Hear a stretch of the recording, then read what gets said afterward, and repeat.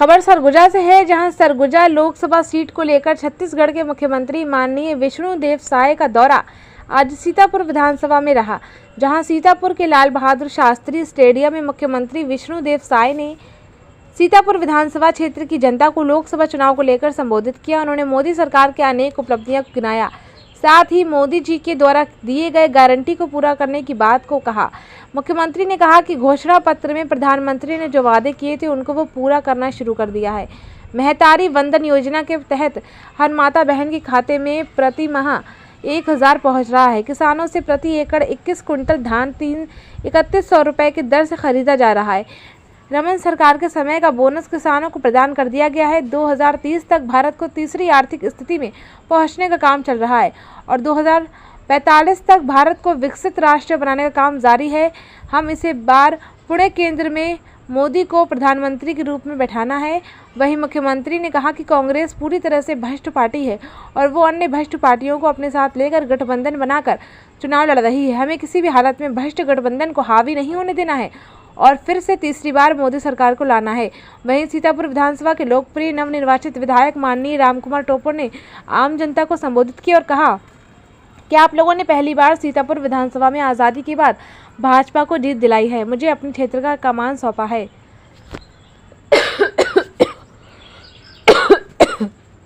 छत्तीसगढ़ में भारतीय जनता पार्टी का शासन है।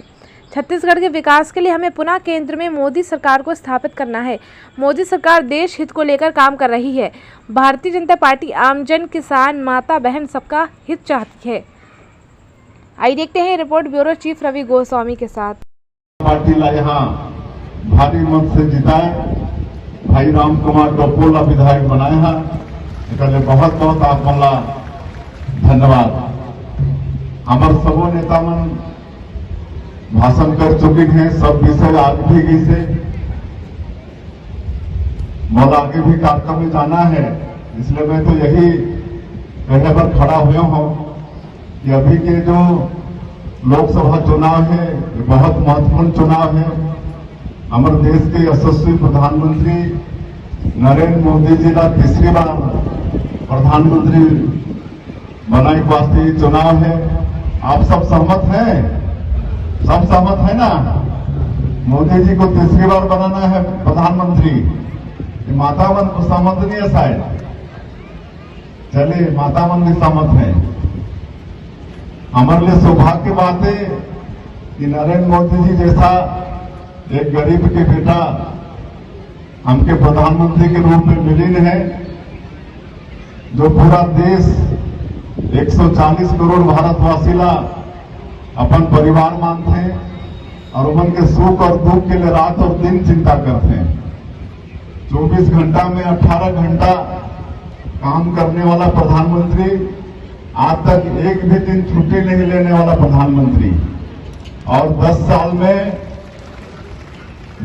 में सबका साथ, सबका विकास, सबका विश्वास और सबका प्रयास ये मूल मंत्र मानते हुए देश के गांव, गरीब, किसान, मजदूर सबके लिए आवास की चिंता करने वाला, गैस के सिलेंडर की चिंता करने वाला, बैंक के खाता की चिंता करने वाला, घर घर बिजली की चिंता करने वाला, घर घर नल द्वारा पानी पहुंचाए की चिंता करने वाला, ऐसा प्रधानमंत्री हमला तीसरी बार प्रधानमंत्री बनाना है।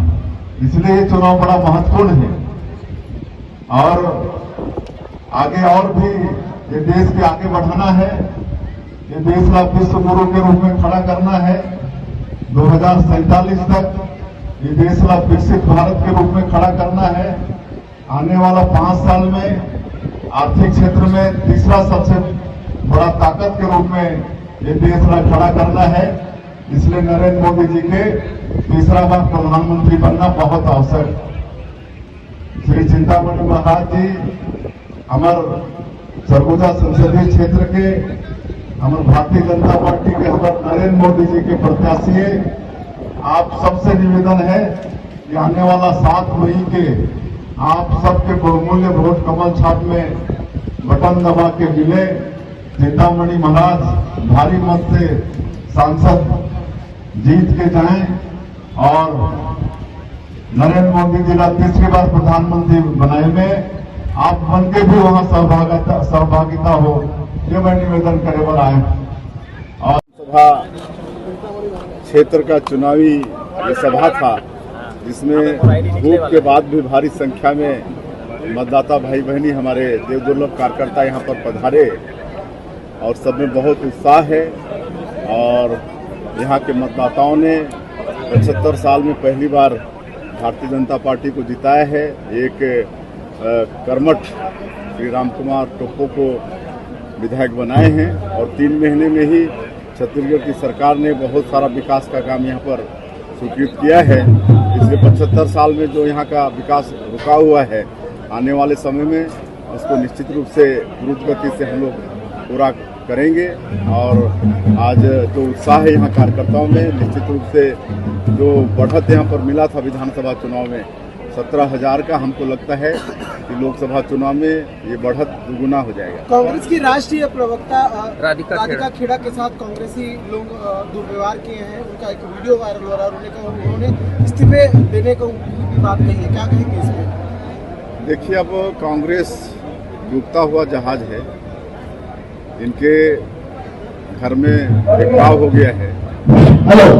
यहाँ के जो भोजन व्यवस्था ध्यान देंगे, उनके घर में भी बिखराव हो गया। उनकी भाभी श्रीमती सीमा बघेल वो भाजपा ज्वाइन कर चुकी हैं, तो इसी से अंदाजा लगा सकते हैं कि कांग्रेस में किस हिसाब से मतलब बिखराव है।